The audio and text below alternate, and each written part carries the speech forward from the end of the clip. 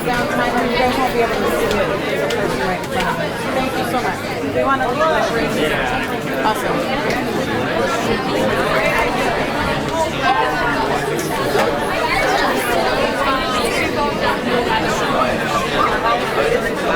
Cool. Let's have a seat so we can get going.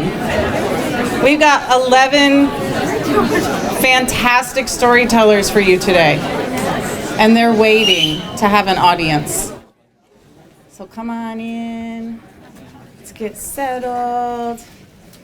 For those of you who don't know me, I'm Miss Gomez. I teach English here. And I'm Mr. Fred Gant, and I also teach English here. This is our 4th annual Mad Story Slam. Isn't that pretty awesome? Yeah.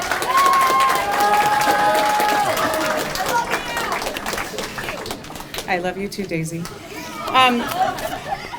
We have some people to introduce to you. We'll tell you how this is going to work, and then we're going to call up our storytellers.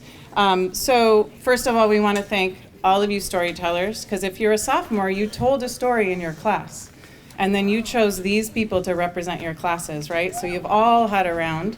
And then we also want to thank our judges, who we'll introduce in a minute, teachers who brought your classes and who taught the Story Slam, and all of you guys for being here. The Mad Soph Story Slam is a live storytelling competition. Storytellers, or slammers, have up to 5 minutes each to tell a real and true story about something that happened based on this year's theme, Hindsight 2020. The 11 students competing in the all-school slam are the winners from their respective classes, so you know you're in for some entertaining stories today. After each story, the judges have the unenviable responsibility of assigning scores to each performer. Thanks.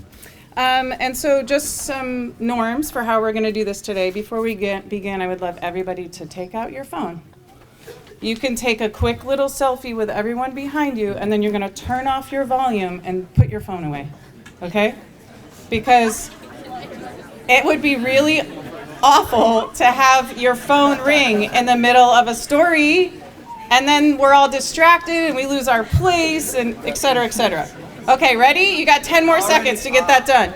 1, 2, yep, okay. And off and away. Woo, this is me flipping the tech away sign. Tech away. Thanks, Kwa. Okay. You guys know when you did this in your class, it takes some courage to get up here in front of you. So one of the things we're going to do is when a storyteller's name is called, we're going to clap them up to the mic. And then when they're done, we're going to clap them all the way back to their seat, okay? So that it doesn't feel kind of silent and empty and they get some good feedback. And then we're going to introduce our judges today. So, okay, go ahead. We can alternate. Okay, except you have the first one. Oh, do we have to go in order? Okay, so I guess we're going in order. I have Dr. Boyer, who is here today as one of our judges. She has been in education for 20 years, including being a college professor for 7 of those years, and we are super lucky to have her here with us. She's a proud great aunt to, wait for it, 18 nieces and nephews. And she enjoys being at Madison with students and staff.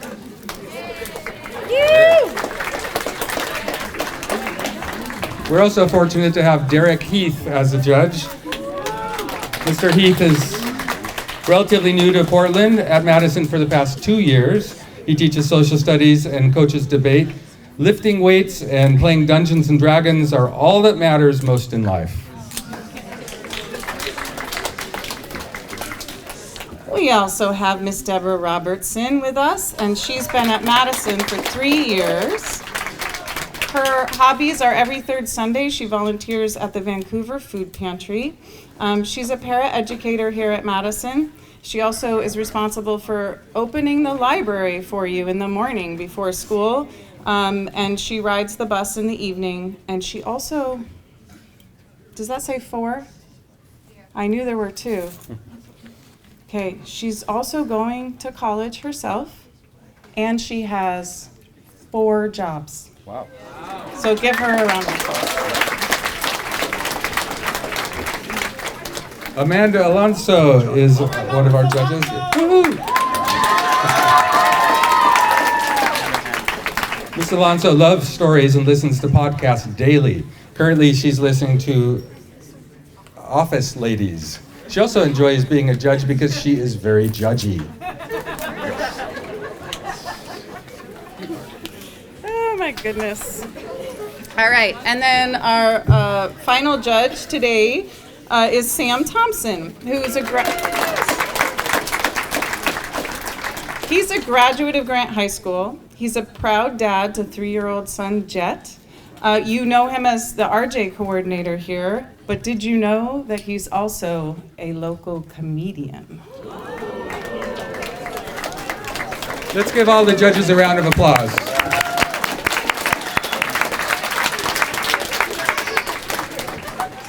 Okay, a couple of things for storytellers. Damon, right here, is our countdown timer. So you'll see when your story gets to 5 minutes. Lincoln, do you see the timer? I see. Okay, when it gets to 5 minutes, you know that you have to wrap things up, because if you go over 6 minutes, you end up with a penalty.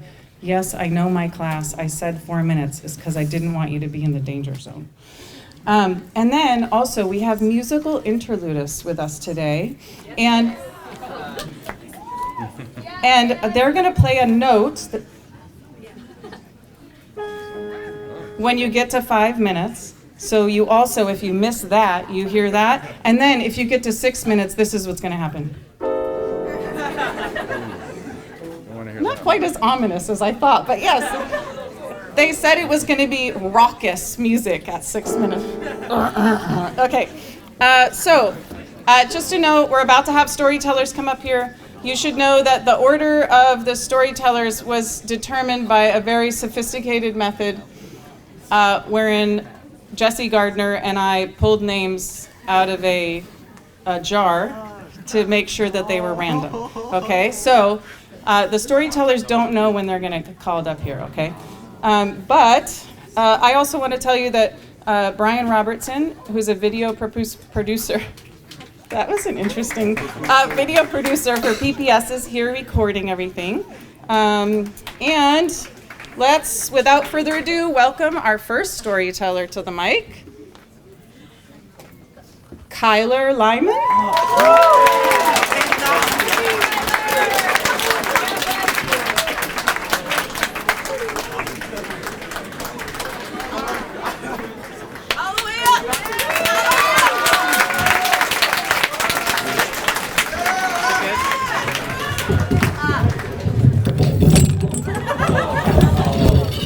I'm excellent at this.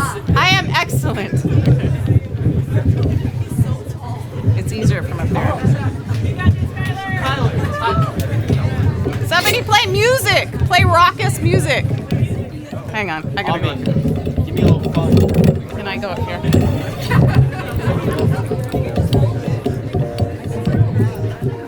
I can do it from up here, but not down there. Okay, sorry. Woo!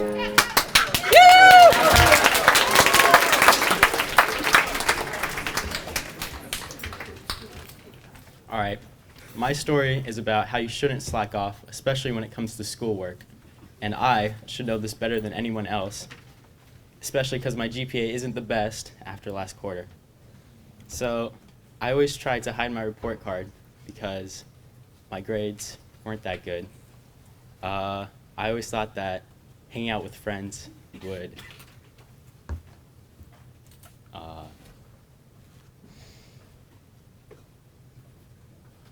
I always thought, sorry, I blank. That's another reason why my schoolwork isn't very good. You got this. I'm not the sharpest tool in the shed, but I always tried to hide my report card because I always knew my mom would come down on me. So I got a little sloppy one day, and my mom finally found my report card. And when she saw that I had 5 Fs, I wasn't in the most, I don't know how to put it, I wasn't very excited to go home. So I waited outside on my porch for 30 minutes, deciding how I'd confront her. And I had a whole speech thought up, and when I got in there, she immediately shut me down. And she told me that if I don't get my grades together, I'm going to end up a junkie under a bridge. So, I really didn't want to end up pushing a shopping cart around for the rest of my life. So, later, we went to parent-teacher conferences, and I found out that, good news, I could get my grades up. But when my mom got the list of how much work I hadn't completed, and instead decided to sit in my room on my ass, doing nothing but staring at the ceiling, she got pretty upset, and that kind of shut me down even more. So I go home, and I sit in my room, and I need a way to isolate myself, so I make a pillow fort. And I sit up there, and my mom's wondering, what the hell are you doing up there in a pillow fort, and you're 16 years old? And I just say teenager things. So I'm in there all night trying to get my work done, sweating bullets, while I have God only knows how many assignments to do. And I finally get it done at, I think, 4:20 in the morning, which I'm not making a joke. And I was so happy, and I slept like a baby that night for 2 hours, so I had to get up and go to school the next day. And I learned a very valuable lesson, that schoolwork is something that will carry you to your future. And the things you do in high school, they may be fun now, but they don't really shape you.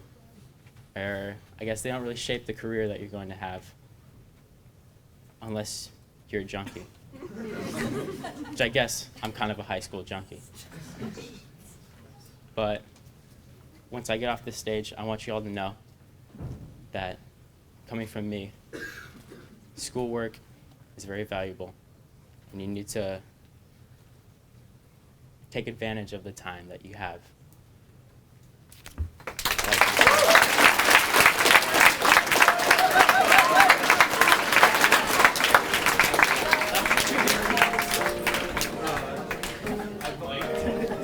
All right, great job, thank you. And inspiring that you came up here and told that story. We have a few other people to thank. The judges are busily attaching numbers to Kyler's story, and somebody has to tally those numbers and keep track of them. So we have a math genius, and that is in the form of Lindsay Brown. Ms. Brown? No, it's Not Liz. Oh, I'm sorry. Yacht. Nelwyn Yacht, substituting equally genius level. We have a math assistant, Ms. Setterholm.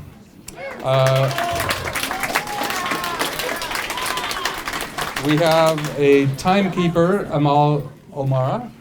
Very good. Right. And then a countdown timer. And by the way, storytellers, it actually starts out at 5 and then goes down to 0. So if you see it at 0, that's when you wrap it up.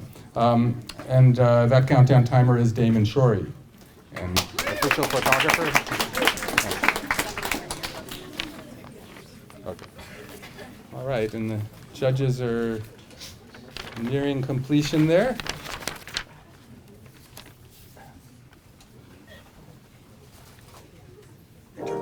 Nice.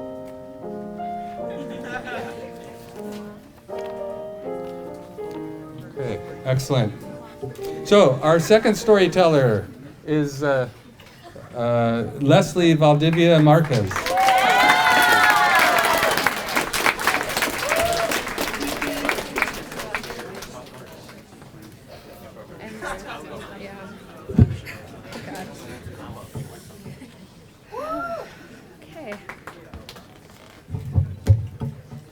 First things first, for anyone who voted for me to be up on the stage, screw you guys, because now I have to do this. Anyways, okay. Okay, so I kind of sort of want to jump off a bridge, and before anyone thinks that I'm some sort of crazy person, not right now, well, doesn't matter. That was my thought process in the middle of July at 4 in the morning, And for the context of this story, for those of you who don't know, I am in a long-distance relationship with my boyfriend of 7 months. And right now, obviously, I like the fact that I like him. But when I first realized that I liked him, I was decidedly not happy whatsoever, like not even a little bit. And going back to the beginning of the story, me and my boyfriend met on an app called Discord. Now, some of you are going to know what that is, and some of you are not. For those of you who don't know, it's basically just a messaging app that was created for gamers, but now you can find a lot more things than just that. Point being, we met on this thing, and there was a lot of younger kids, 12, 13-year-olds on this server, and me being the mom friend and just being a very motherly person, after like an hour I was like, yeah, okay, I don't care how old anyone here is, I am now adopting you. I am now the server mother, deal with it. And my boyfriend joins the server a couple hours later, and we talk, and I'm like, oh, just by the way, like this happened, I kind of adopted everyone here, make that what you will. And this dude just goes, only if I can be the dad. And that's pretty freaking weird. And obviously I was thinking that's kind of fucking weird. So I was kind of like, yeah, sure, why not? And he just started calling me his wife, and I was like, okay, well, guess we're just gonna roll with this. And I started calling him my husband. And so fast forward like 2-ish months, and me and Arlen, that's his name, as well as our friend Lana from the server, are on a call. And he gets off the call because he lives in Texas, so it's 2 hours later for him. And me and Lana stay on the call, and she starts questioning me. And she's like, how long have you known each other? And I was like, same amount of time that you have known him, literally no difference in time. And she's like, that's really weird. You guys seem so much closer. Just all of these little questions. And I'm thinking, where the hell is this going? What does it matter? And I don't really care, so I'm just kind of deflecting these questions. And I kind of briefly thought, like, does she like him? But again, I didn't care about anything that she was saying, and I didn't really care about what we were talking about, so I was like, whatever. I'm probably just looking too much into this. And even though I didn't really care about that stuff in the moment, later that night, I couldn't go to bed, and I was just scrolling through Tumblr and Instagram and Twitter and doing whatever to try to get my mind off of things and try to go to bed.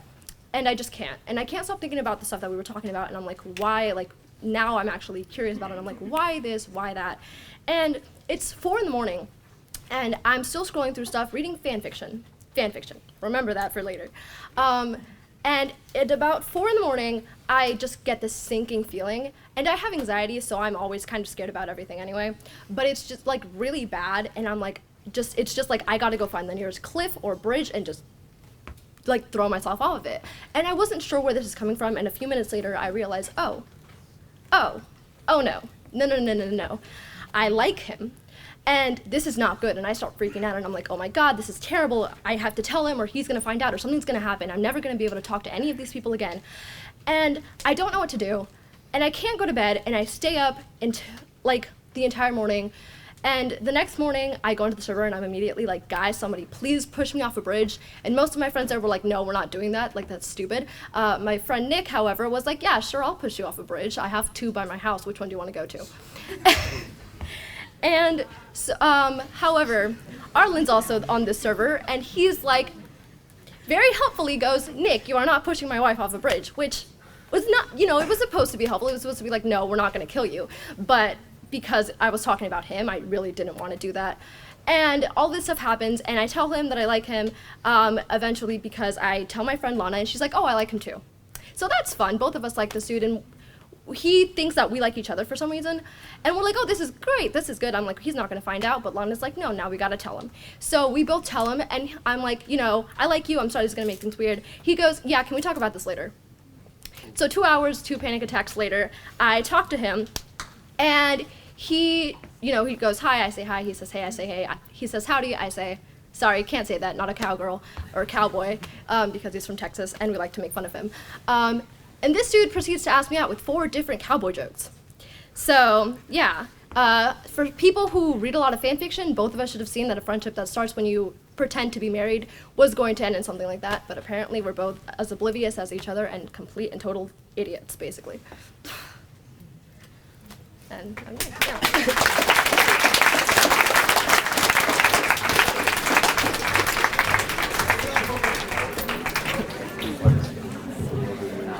Meeting on a server is something I know nothing about. There's definitely a generational difference. Hey guys, while the math folks or the judges are doing their work, we've got our first and second place winners today. We'll have a spot reserved for them at our All Madison Story Slam on Thursday, February 13th, next week, during ELT, right here in the library. And because that slam is open to anybody, if you guys want to tell your story again that you told in class, or that you have a new one that, as long as it has to do with the theme hindsight, you could put your name in the hat on that day and come. So that is Thursday, February 13th during ELT in the library. Top 2 from here, plus anyone else that wants to put their name in. And the winner of that, or the top 2 winners of that, will go to the Interscholastic Slam. It's the Truth Be Told Citywide Slam on Thursday, February 20th, which is pretty cool because then you're competing against the winners from other schools. And your family will come and your friends will support you. Fabulous prizes. How are we doing, judges? We're good? All righty. They are set. So let's welcome up to the mic our next storyteller, Eden Abbott.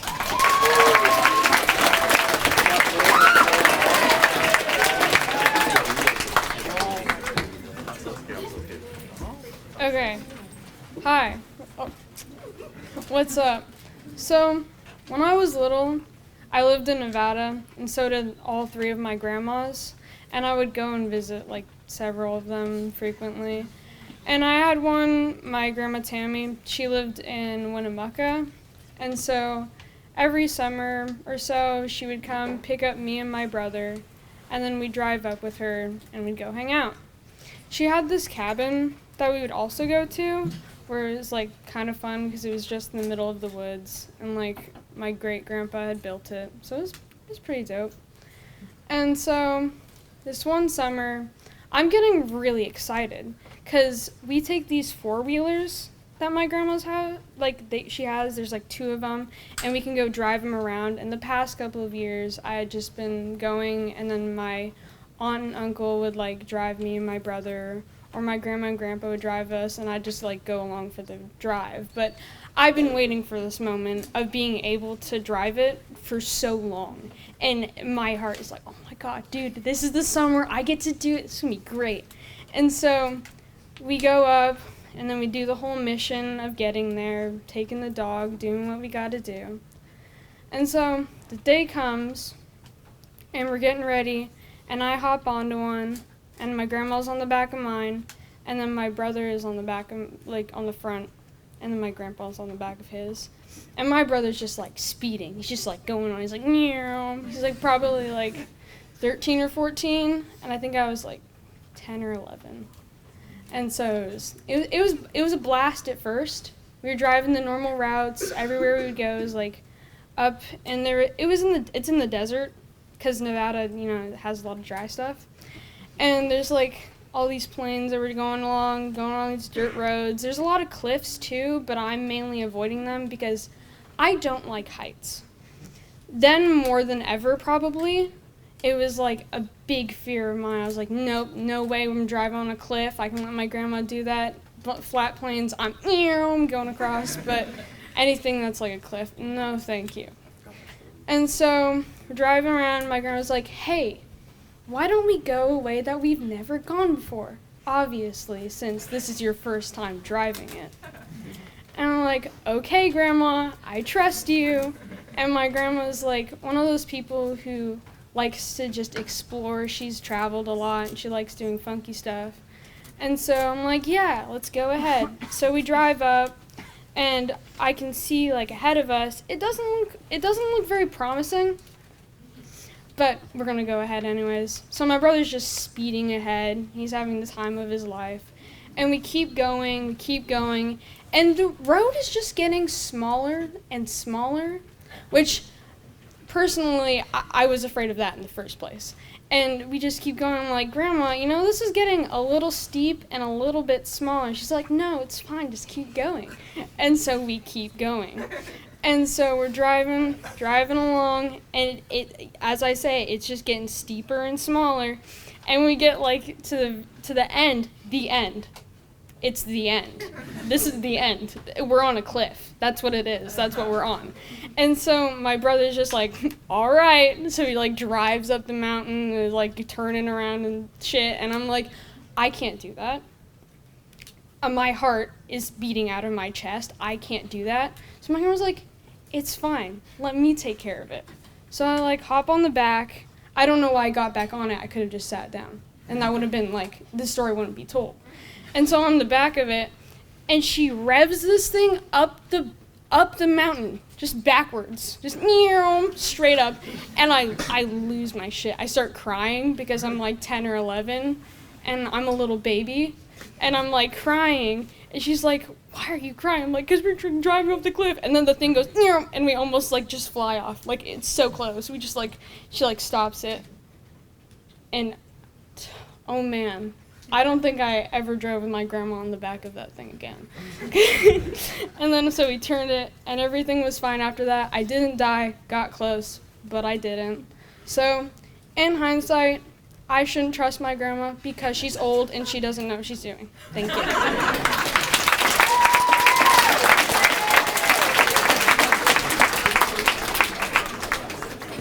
All right, great job. Thank you. My grandmother moved here from Lithuania. I don't even know if she drove. I can't picture her in an ATV, but so judges are doing their thing. I want to advertise for a future event here. The annual Mad Poetry Slam is happening on Thursday, April 16th. So get your original poems ready to go. And our winner will represent Madison at Verselandia, the citywide teen poetry slam on April 30th. This is usually a sold-out event, so keep an eye out for ticket sales. What number Mad Poetry Slam will this be? 12. Number 12? 14th or 15th. Good God. That's great. I want to compliment you on what an outrageously good audience you are. Attentive, appreciative, supportive. So keep it up. Thank you. And it looks like we are ready for our next person. Excellent. And that person is Wyatt Mejia Lopez. So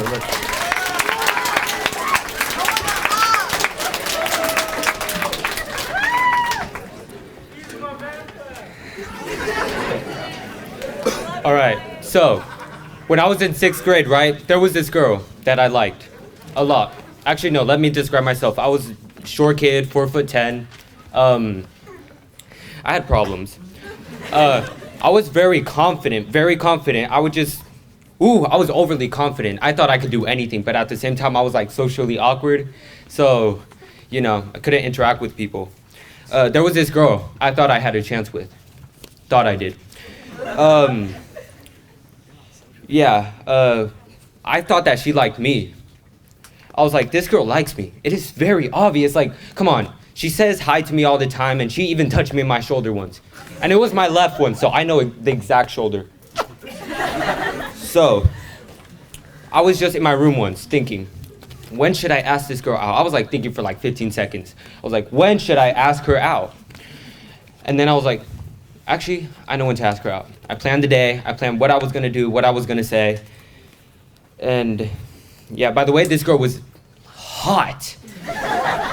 Like seriously, like this girl was, that was loud. This girl was just fine. But yeah, like she had like, her eyes were gorgeous, like her hair was like straight and all that. By the way, this all happened in Honduras, so yeah.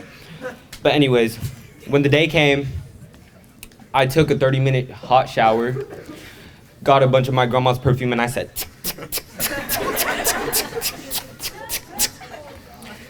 Then I got like 2 minutes. I looked in the mirror and I was practicing my lines. I was like, will you go out with me? No, don't say it like that. You're stupid. You're being stupid. Okay. Do you want to go out with me? And then I was like, wow, I got this. I looked in my mirror dead in the eyes.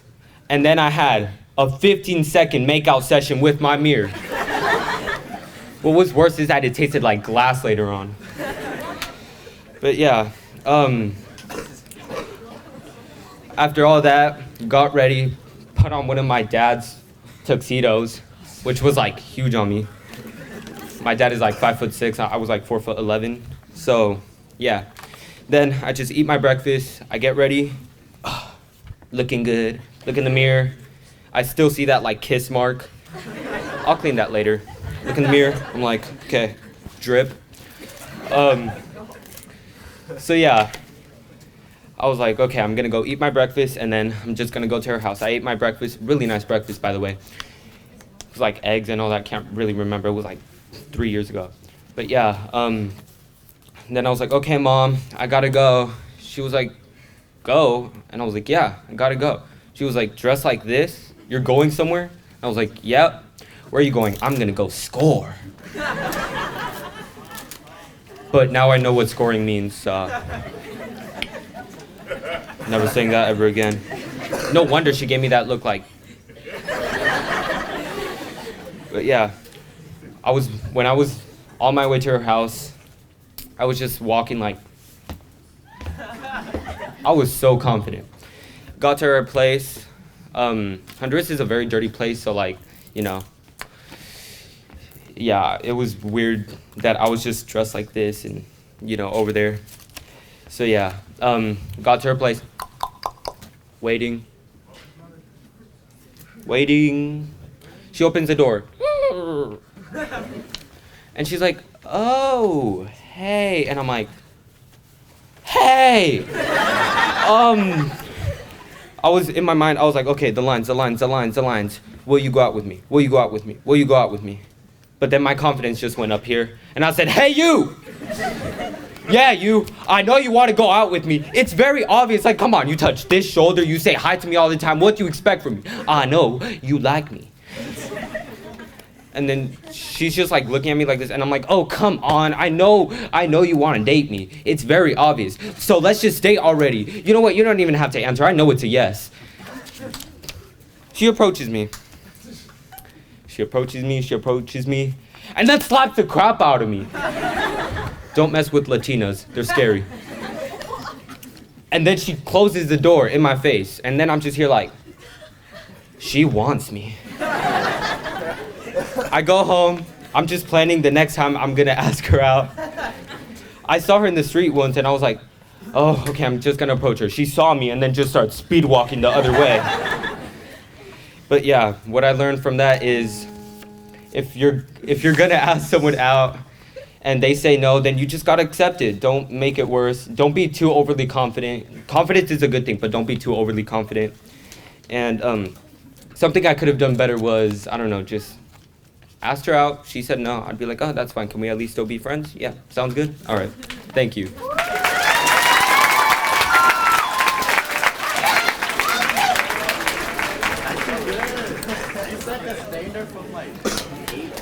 Oh my.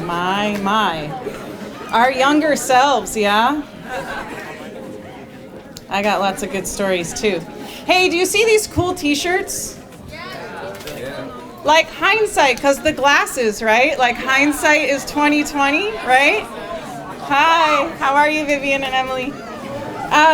So, if you want one of these t-shirts, actually the top 3 winners today will receive a t-shirt. But if you guys want a t-shirt, because you want to support the slam and the library, then you can order one from Miss Sullivan, okay? You just got to let her know, and she'll have more printed. It's a local printer called Footprint Designs, I think. Yeah.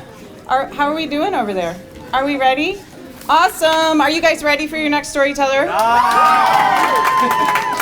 All right, then please welcome up to the stage, Sasha Keller-Young. No?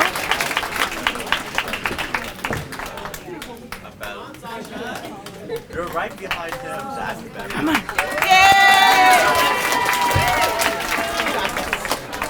Oh my god. There's a lot of people here. Okay. Just look at your friend. You're good. Thank you. So I decided to take AP Psych this year because it's a college level class and it prepares you for college. College is a really big thing, right? You have a lot of homework. And I guess I didn't really take that into account because I already didn't do my homework. and that's bad. You should do your homework. But so I take the class, and you get a book that's like this thick. That's really thick, and that's a lot of reading. So I decided that I wasn't going to read the book. And I didn't read the book.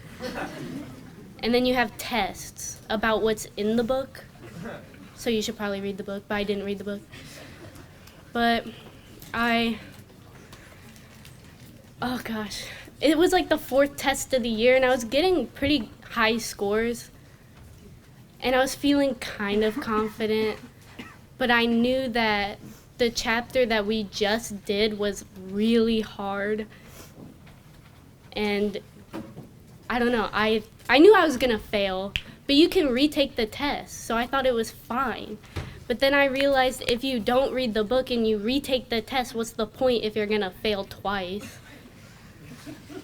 But I go into my class, it's 3rd period, it's a flex day, we don't have a lot of time to take the test, and I sit down, and the teacher hands me my test, and I look at the test, and I realize that I'm going to fail.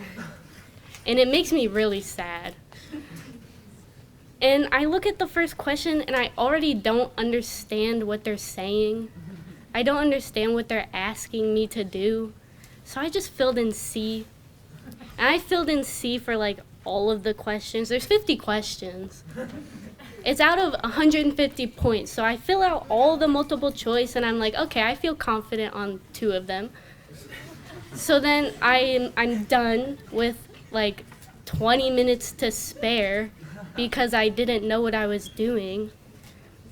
And then I put my paper to the side, and the teacher comes around with the FRQ, and he gives it to me, and I don't understand that either. And the FRQs were 33 points. It's like a third of your grade. So if you don't do well on that, you're gonna fail. And I fill it in, and I'm pulling definitions out of nowhere. And then I'm done, and I turn it in, and I feel ashamed because I didn't read the book. But then I realized that it doesn't matter, you know? School doesn't matter. That's what I like to tell myself when I'm not doing good. But so I turn it in, and the teacher is a really fast grader. He can get things done by like the end of the day, right? So I leave that class, I go to my 4th period class, and I'm sitting and I'm waiting and I'm checking Synergy every like 2 seconds, and it's still not graded. And then the class ends, and I go back to that class, you know, 3rd period class, and I check Synergy one last time, and I got a 71. A 71 out of 100 is like a 106 on paper, and out of 150, that's not good, because like in reality it's a really low score. But anything above 130, or not 130, 103 curves to an A. So my grade curved from like a C or whatever all the way to an A, and I didn't have to retake the test, and I felt so not good. But I felt okay. I was okay with that.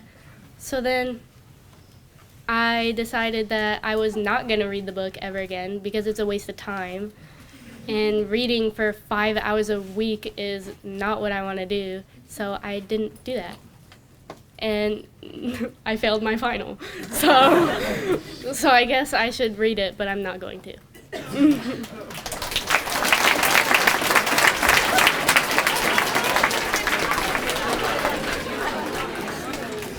So please draw whatever conclusions you will from that cautionary tale. Thank you.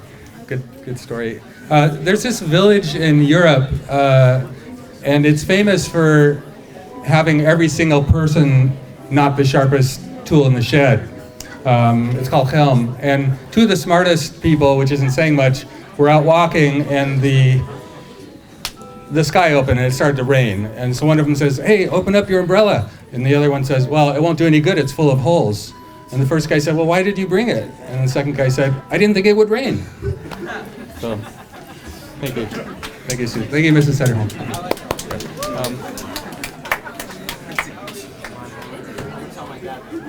Okay, let's move on to the next story, which will be told by Andrew Dalton. Clap 'em up.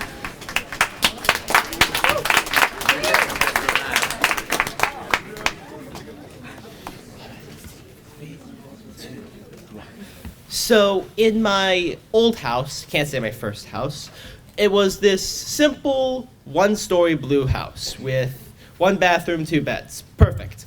So, the owner of that house gave us their dog because I don't think they could take it wherever they went. It was named Bella. It was this old beagle mix. I loved this dog. But it was clear she didn't really care that much about me. She was more my mom's dog.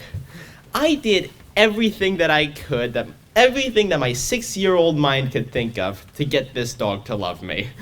I constantly pet her. I gave her treats whenever I had the chance and whenever my parents let me. And whenever our neighbor's chihuahuas started barking at Bella, I started barking at the chihuahuas. It was funny to watch, honestly. But honestly, none of this worked. The only time Bella would even really acknowledge me is if there was some sort of lightning storm, or if I was sick. So, one day, my mom gives Bella this rawhide chew. And Bella's just sitting there, just doing whatever dogs do, just chewing on it. And I start walking up to Bella. Bella takes a few steps back. I take a few steps towards Bella. She takes a few steps back. Repeat. So my mom just sees this and like, hey, Andrew, leave Bella alone. Of course I don't. What's the worst that could happen, I think. So on top of that, I just think we're just playing a game. At one point, Mom lets Bella outside, and I follow her. Again, still thinking we're playing. And all this time, she is still backing away from me. Once she gets outside, she breaks into a sprint. Guess what I do? I sprint after her. I'm chasing her around our backyard for, I don't know, like 3-ish minutes. I eventually corner her behind like a little play area that we have set up for me and my brother. Bella, exhausted, I can hear her panting, ends up burying the rawhide chew. So I think, oh, we're done playing. I lean over and I go to try to give Bella a kiss. That was my mistake. Well, that was the last one in a long list of mistakes. Bella jumps up with a loud bark, and I can feel one of her sharp canine teeth just go right across my lip. Let me quickly give you a diagram of the living area of the house. It's basically a large square, TV in one corner, kitchen in the other. Both my mom and my currently 8-year-old brother, well, 8-year-olds at the time, were in that living area. Now imagine the reaction of a mother who already gave me a warning, and this 8-year-old child as I press my hands and face against the sliding glass door, blood, snot, and tears running down it. So my brother runs into his room, panicked, obviously, as my mom scoops me up and takes me into the one bathroom just to see how bad the wound was. This whole time, I am blubbering about how much it hurts and how much I'm bleeding, like any 6-year-old would do. The wound, as it turns out, was so bad I had to go get stitches. So while the doctors hold me down and pump painkillers into my face, one of the doctors goes to my mom and like, hey, do we need to put this dog down? And my mom said, no, that was completely his mistake. Bella warned him multiple times and disciplined him after he failed to recognize them. But even after this, even after getting 3 stitches in my face, I still didn't really learn. Because over the next 10 years, I've been bitten by a rabbit twice, a parakeet at least 3 times, multiple times by my cats, and even by a soldier ant once. Yet I've never really been stung by a bee, but I digress. But, very recently, I've just taken a step back, looked at that incident, and now I don't get scratched by my cat because I'm bothering him or anything like that. I get scratched by my cat because he's an asshole. That's it.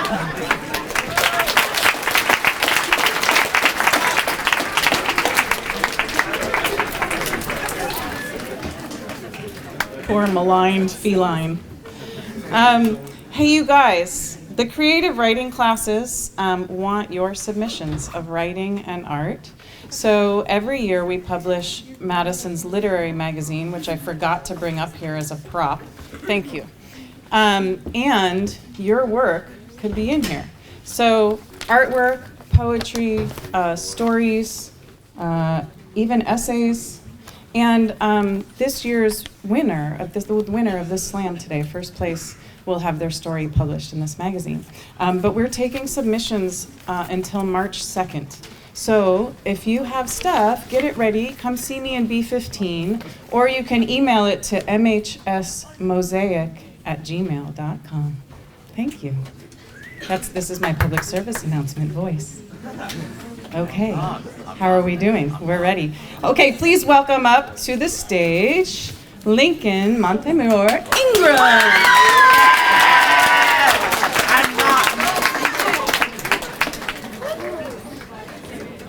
I can take this, right? Yeah. Okay. What's up, guys? Will that work for you? I'm gonna put this back. I like doing sports stuff. I like skateboarding. I like mountain biking. I like snowboarding. I'm a go-getter, except for when I'm super lazy. But this is a story about when I was mountain biking with my dad. So it was sometime in August, I believe, and me and my dad had been mountain biking. We'd gone a couple times, but nothing serious. But I felt like I started getting really good.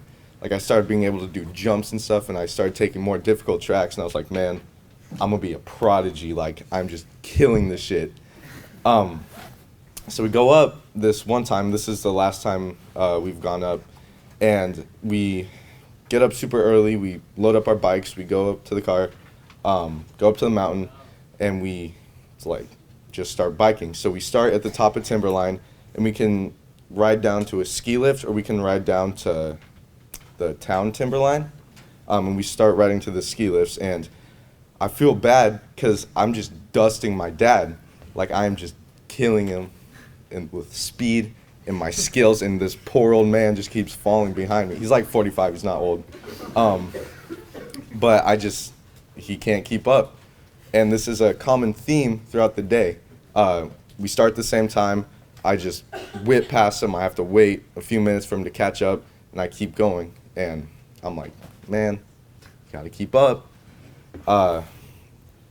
Now, something I should say is my dad is not as talented as me at mountain biking. There's these things called berms, so when you're going down the mountain, sometimes you have to take really sharp turns, and if the turn was just a flat turn, you would slide straight off. So what they do is they build up a little wall so you can ride onto it, and you can pump off these things and get more speed, and it helps with not falling off. That's what it's supposed to do. Well, my dad takes that as a launch ramp, because every time he hits these things, he just goes straight off and just hurts himself. Like he cannot ride these berms. Man, what's your deal? So he keeps falling off these berms, and I'm like, nah, that's whatever. And we go down a couple times, and we decide to go up and get some lunch. So we take the ski lift up, go to the lodge, and sit down, have lunch. And I have a Red Bull, and I don't really drink energy drinks that much. Well, back then I didn't. I was like, man, I'm so ready to go. So I'm all hyped up. We finish our lunch. We go down, and I get on my bike, and I just start dusting this dude. Like my poor dad's left behind. So I'm just whipping through all these turns. I'm taking a harder track, and I get down to about, I'd say I was riding for 9 minutes probably, and I stop and I look back and my dad's not there, and I'm like, oh well, this is normal. He's just being slow. So I step off my bike and I wait for him, and I hear him go, Lincoln. I'm like, what? And it sounded like there was some urgency in his voice. So I was a little worried, but I was like, he probably just slipped. And he rolls up, standing on his one pedal with his leg off, holding his shoulder. And he's like, I'm hurt bad, dude. I'm like, what happened?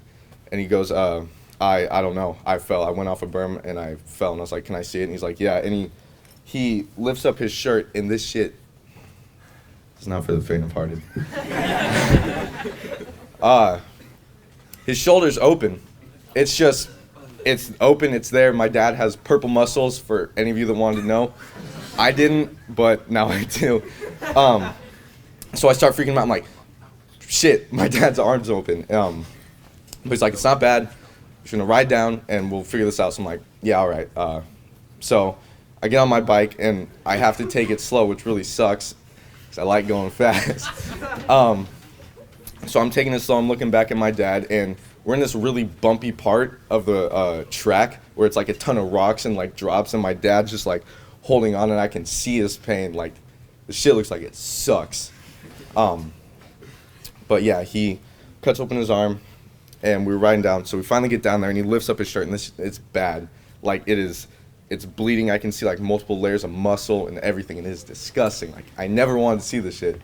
And I'm like, so what do we do? So we call Mountain Patrol, and they come up and get us. It's this beat up pickup truck. So we put our bikes in the back of this truck, and I have to sit in the back of the truck, and my dad's in the front with the guy talking, and he's just having a normal conversation, like his arm isn't cut up. And we get up to the lodge, and we talk to the like first aid guy, and he's like, so you seem like you're fine, but you should go to the ER. And he's like, yeah, okay. So my dad drives home with this, he looks so pale, like he does not look like he's doing good. And he drives home, and we get home, and this dude sits down on the couch, turns on the TV, sits for a minute, gets up, takes a shower, and goes and changes, and then decides to go to the ER. And I don't know what his deal is. But yeah, so long story short, don't dust your dad in mountain biking.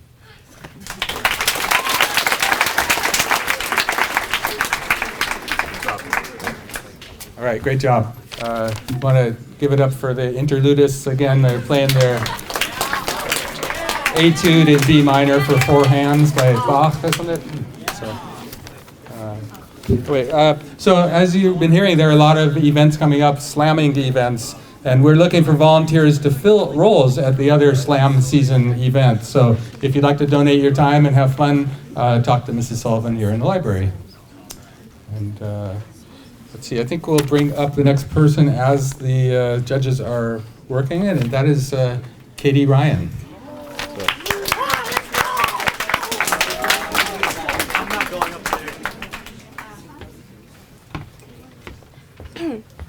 So, we've all made some questionable decisions in our life, right? Yeah, cool, okay. So, this was in the summer from 8th grade to freshman year. I was kind of like starting to experiment with like stuff that you shouldn't, and like getting piercings and stuff.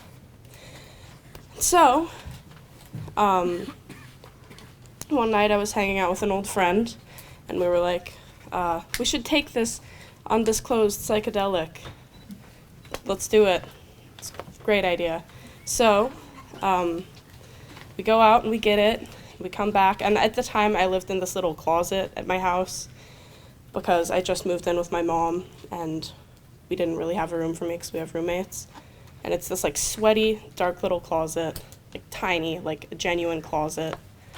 So we got back, we were sitting in my closet, we were on the come up, whatever. It was going good.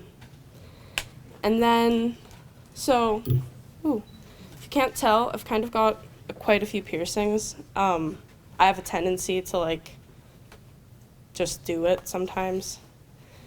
I was sitting there and I was having a good time. You know, it was about like probably 5 hours in or something. And I was like, hey, what if I just like pierced my nipples or something? Like, that's a great idea. Because I'd like kind of wanted to do it for a second, and so sometimes I have this like issue of getting like well intoxicated, making a decision that I've wanted to do kind of for a while. So I had a sewing needle, which isn't what you're supposed to use. And I had a couple things for this thing. I was gonna do both of them, but we got all set up. My friend wasn't helping. I was just sitting alone in my closet and got it. I got all ready. I had it. I poked it through, and it was just this like burning, searing pain through half of my chest. But it wasn't that bad, because like when you're intoxicated, stuff isn't that bad. It's not that bad. So I got it in, I was shaky, and it was doing fine. I was like, okay, I'm gonna like wait like a week or two and I'll do the next one. So basically I don't really remember much after that, but I woke up and life was going on normal. Everything was great, and then about like after a week it started to kind of get a little angry. Didn't seem like it was too happy, and I've now figured out later on that I'm really, really allergic to bad metal. And so whenever I put like an alloy in my body that isn't like stainless surgical steel, I kind of like swell up and stuff, and it's really not good. So I guess I didn't really know, and so I had some shitty metal in my boob, and it had been a week and it was swelling up, and I was like, oh shit, it's infected. Well, maybe I'll just like do the other one. And that hurt too bad because I was sober. So basically it's nothing that exciting. In the end I just took it out. But in hindsight, just wait till you can like be 18 and like get your nipples pierced, because now it's gonna be really hard to do it when I'm 18. But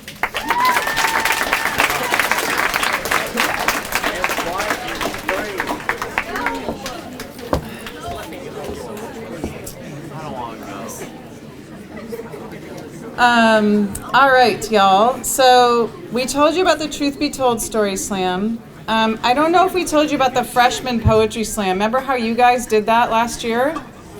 Theirs is coming up. And theirs is on Friday, April 10th, during 8th period here in the library. And that's before the Madison Story Slam that Mr. Fredgant mentioned earlier, which is on Thursday, April 16th from 6:30 to 9 here in the library. How are we doing? We gotta keep moving a little bit because we have a few storytellers left. Please welcome up to the mic, Tony Huynh.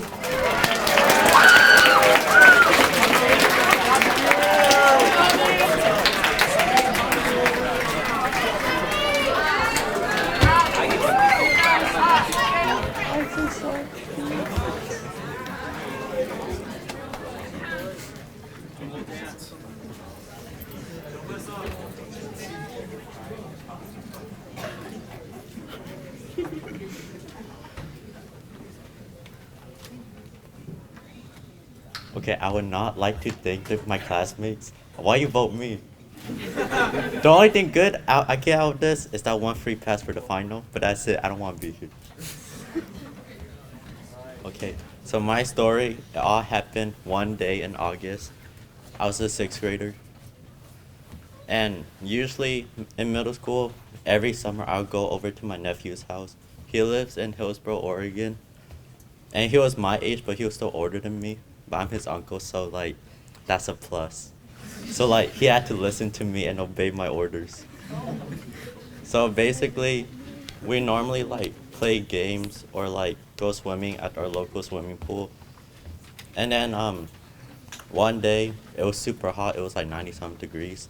I asked him if we want to go swimming. He was like, sure, I just gotta tell my dad to drive us there. I was like, okay. When we got to the swimming pool, I was so ready to like go in there for my daily swim, like my little exercise. But like, I did not know how to swim. I was those kids you see in the swimming pool, like jumping up and down, and then like walking back and forth or like doing the doggy pedal. So like, when we got out, because a public swimming pool, normally they do like the cleaning. So there's like that one period you can't swim. So during that period, we were just in the locker room playing 13. So I asked him, I was like, when the cleaning is done, you want to go jump off the diving board with me? And then he was like, why you want to jump off the diving board? You can't even swim. You're just a little fat pig. And then I was like, I want to try something new this time. And I can swim because I doggy pedal now. So he was like, okay. And then when the swimming pool opened up again, we walked over to the diving board. He can't swim, I can't. So I was like, you can go first since you know how to swim. So he jumped off. When he was in the air, he was like,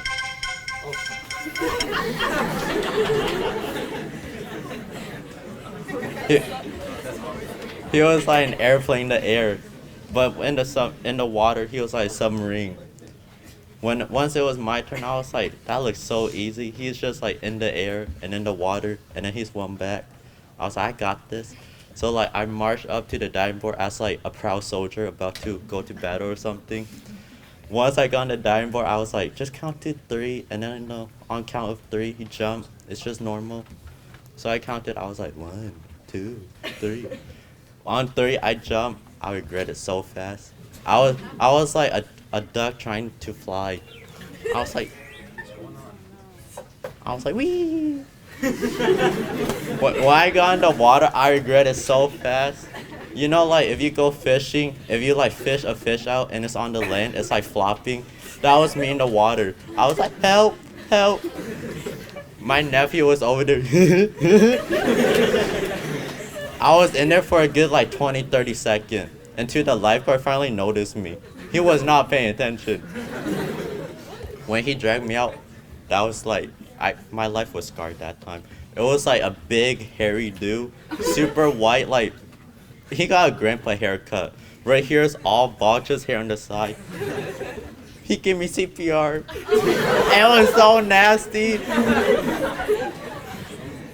When I came to it after coughing water out for like a good minute, me and my nephew, we had talked to the owner of the swimming pool, and I had to explain to him like what I was doing and like why I decided to jump off the diving board when I can't swim. And he was like, you're really dumb for a kid. I was like, thank you. So like once that was all over, we waited in the lounge for like 30 minutes because my sister, she had a job. I didn't. When she came and picked us up, she yelled at me. She was like, why are you so retarded? How are you my little brother? I was like, because I'm special. So then once like we got home, I had explained to my mom. She also called me retarded and special. I was happy though, because she called me special. Like special to me, like it's a gift, I like be special. And then like she grounded me for the whole summer. I was so boring. I couldn't go anywhere besides with if I went somewhere with my sister, I'm allowed to, and no sleepover. I just hate it.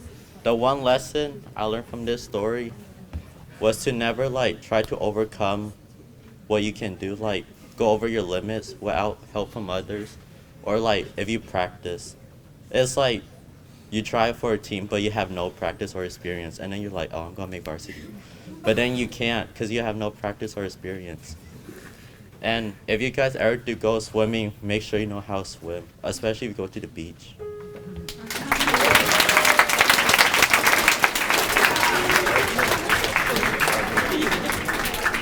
All right, great job.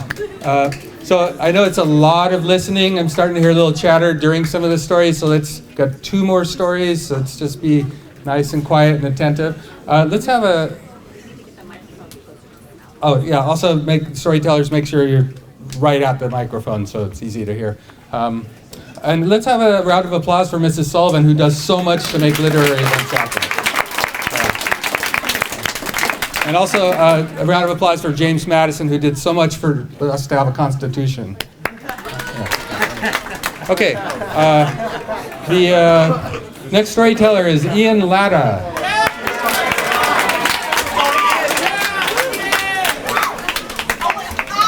All right. So nowadays I'm a fairly laid-back person. I'm fairly calm. I'm not too loud. Okay, but when I was 7 or 8, I was not that way at all. I was extremely loud. I was extremely confident. I had so much energy, and I didn't know what to do with any of it. So it was winter break, and it was a few days after Christmas, but a few days before New Year's. So it's like that odd period of time where you have a couple days that are just boring and normal. And my parents are going back to work, and it would be a normal day. My grandma visits us every Christmas break, so she's there. And my sister's out of the house, so it's just me and my grandma. And so my grandma wants to do something with me. She's like, oh, we never have one-on-one time, so let's do something. Now, she's really old, so she can't do anything. So her idea of doing something is she takes me somewhere and watches me, and it's really boring and awkward. So I don't really want to. And I could do like what any normal person would do and say, I don't want to do that. Let's just do something at home. Okay, that would be fine. But I'm 7 or 8. I'm not the most logical person. And like I said, I'm very high energy. So she's staying in the basement. She's down there at the moment. And I'm like, okay, well, I'll do what every logical person would do in this situation. And I start taking furniture and throwing it down the staircase to barricade her in the basement. Chairs, dresser drawers, random like mirrors. I'm just pulling everything off the walls, out of different rooms. It's going down the stairs, okay? I have to make sure that she can't climb over. It's like, it's really dangerous. There's a bunch of broken wood and glass, and oh my God. And I'm like, okay, well, she's begging me to stop, and I can't stop because I don't want to do anything with her. I don't want to go to the park, or whatever she had in mind. So I don't know what I did after that. 8-year-old things. I guess I didn't know she had a phone at the time, and I probably should have taken it from her. But she called my dad, who was out at work, and he came home, and I started to figure after a while, what was I going to do when he got home? So I start planning, what could I come up with to get me out of trouble? And I'm thinking of stories, and after a while, I come to the very logical, again, story that Grandma went insane, okay? She just went mad. She tried to kill me, and for everyone's safety, I trapped her in the basement with our furniture. I was saving my life, okay? She was gonna kill me. So my dad gets home, and I tell him my story. I've planned this out in my head for a whole 3 minutes. So he didn't believe me for some reason. I don't know where I went wrong. I guess maybe I'm not a good liar. It wasn't a very believable story, believe it or not. So he was very angry. There was so much broken stuff at the bottom of our stairs. He made me clean it all. He was angry for months. It still comes up at like Thanksgiving. So he made me do like dozens of hours of work from around the house to help work it off because I broke so much stuff. In hindsight, take your grandma's phone if you're going to barricade her in the basement. No. So after that, I kind of calmed down a little. I'm like, okay, maybe I need to relax a little more, calm down a little. So, yeah.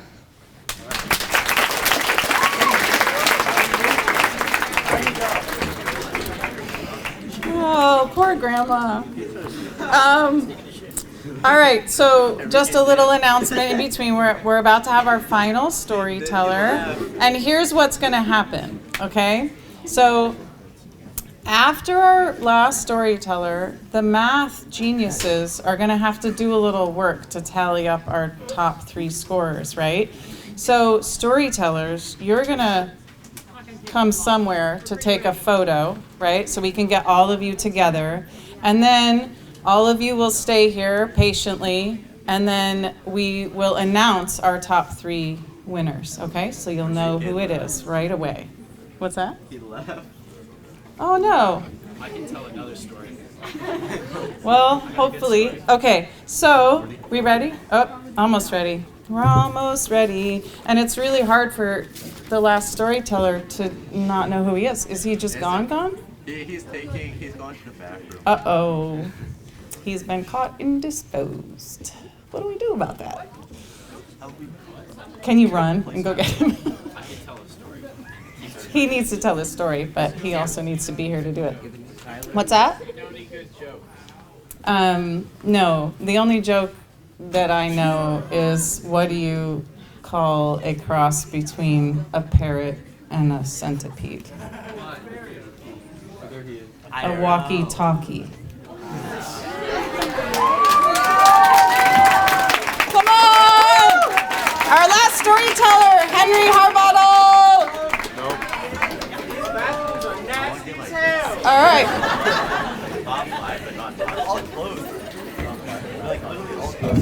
I got attacked by a sink. All right, this is my story. So, it takes place on a Saturday morning last summer. So, I'm at my cousin's house because my mom was working late the night before and I didn't feel like staying home by myself because my house is haunted. That's a story for a different time. So, I'm there. We're kind of hanging out, chilling in the backyard, and my aunt, she peeks her head out the window and she's like, hey, it's breakfast time. So we go on in there. It's a nice breakfast. Eggs, bacon, toast, orange juice is the worst juice. And so I tell her, yeah, this was a really good breakfast. Thank you. It was amazing. That's a lie. It was not that good. Compliments take you places. That's the first lesson of this story. So she says to me and my cousin, hey, I'm going to work. Because she works weekends, clearly. So we're thinking games, movies, snacks, and snacks. That got me. So I'm thinking, this is going to be great. This is going to be fantastic. He's like, hey, you want to go out there, play some 2x4 baseball? And I'm like, hell yeah, I want to play some 2x4 baseball. So we go out there. A couple minutes later, we hear her pulling out of the driveway. And he's standing there, really nasty, old, wet, moldy baseball in his hand. I stand probably 15 feet away from him with a 2x4. So here's where the story gets interesting. My cousin is like 10 and not very tall, and that'll come back in a minute. So he's standing there, he's looking at me, and I'm thinking, I'm about to smoke him. And he throws the worst pitch that anybody could ever throw. It went straight at the ground and bounced up, and it's like 2 seconds of reaction time. And and it went straight over his head because he's like 3 feet tall. So it goes flying over him directly at the house and through the window. Not an open window. A closed glass window, single pane. I don't have the money to pay for that. So we're standing there. And at that point, one of us is crying, and I'm not gonna say who, but it was me. So we run over there, and this is where it gets tricky. It wasn't just like glass on the ground, it was glass in the grass. And that rhymes. So this is where my moment of clarity kicks in, because like, my mom is coming to pick me up. This has to be done soon. So I'm like, go get the broom, dustpan, get it, let's do this. So we're doing it. I'm picking up the pieces of glass out of the grass. I love that. It's so good. I cut my finger. That hurt. And so we have it all in this bag. We take it into the garbage can, and then my mom walks in, and I slide out of the kitchen, and I'm standing there, and she looks at me and she says, hey, how's it going? And I nervously stand there and say, good. And I look over at my cousin, who's still in the kitchen. And all he did to help this situation was close the blinds. It was a real smart move, though. I'm not gonna lie, that was real good. So he comes out, and he just stands there. She's like, hey, you wanna go get your stuff? And I'm like, oh, yeah. Olympic speed, I'm running up those stairs, I got my stuff, I'm back down, out the house, and in the car in 5 seconds. Just kidding, I don't run fast. So we're in the car, she looks at me and she's like, are you sure you're all right? You look a little nervous. I'm like, yes. So later that night, I'm chilling in my room, when out of nowhere, she steps into my room. I can see the anger in her eyes, and she's the fear in mine. She says, did you break that window? I say, well, ma'am, the thing is, yes, I was grounded. Basically, Don't let your cousin throw balls at you. Pause. Thank you. In third place, Andrew Dalton.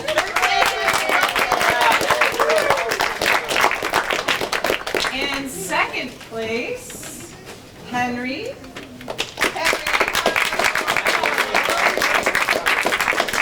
Despite the sink that attacked you. And in first place, Wyatt.